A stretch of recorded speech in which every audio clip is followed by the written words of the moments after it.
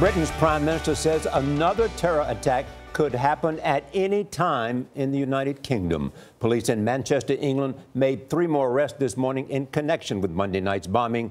22 people, some of them children, died in the explosion. We're learning the names of more of those victims this morning. Local officials now say 119 people were hurt. 64 are still in the hospital.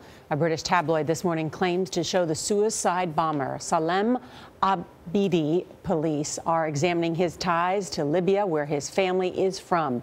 The British government has raised its terror alert to the highest level of critical, meaning another attack may be imminent. Police say that the man who set off this bomb after an Ariana Grande concert may have friends who are planning another attack.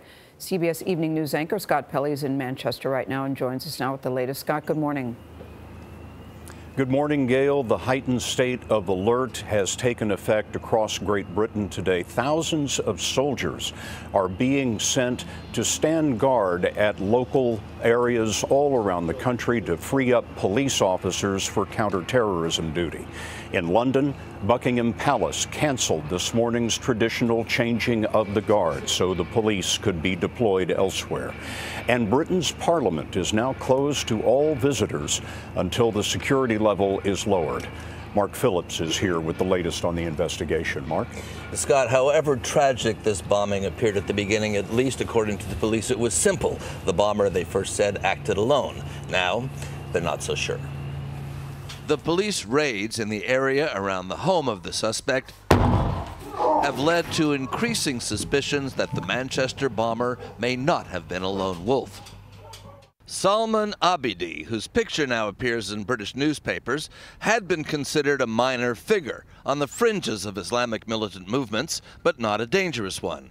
He was born and bred in Manchester to a family that had left Libya in the 90s, but he had traveled back there lately, and security officials suspect may well have traveled to Syria and may have been more directly connected to the so-called Islamic State than they thought. The attack on the concert crowd of mostly young people appears to have come just a few weeks after Abidi returned from his last trip, and security forces now suspect a connection. The area of Manchester Abidi comes from, and where the police have been operating, has been known as a recruiting ground for ISIS, with a dozen or so of its young people going off to fight in Syria. The police raids here have led to the conclusion, announced by Prime Minister Theresa May, to raise the security level. This means that armed police officers responsible for duties such as guarding key sites will be replaced by members of the armed forces, which will allow the police to significantly increase the number of armed officers on patrol in key locations. There wasn't much in the way of security to be seen as Mancunians got back to work, but the sense of living in a secure city, perhaps always something of a delusion, is gone. Raising the threat level to critical implies, by the old definitions of these things, that the authorities fear that an attack may be imminent. In this case, what they're saying is they can't be sure an attack is not going to happen.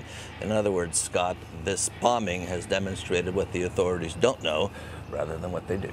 Mark Phillips, thanks very much, Mark.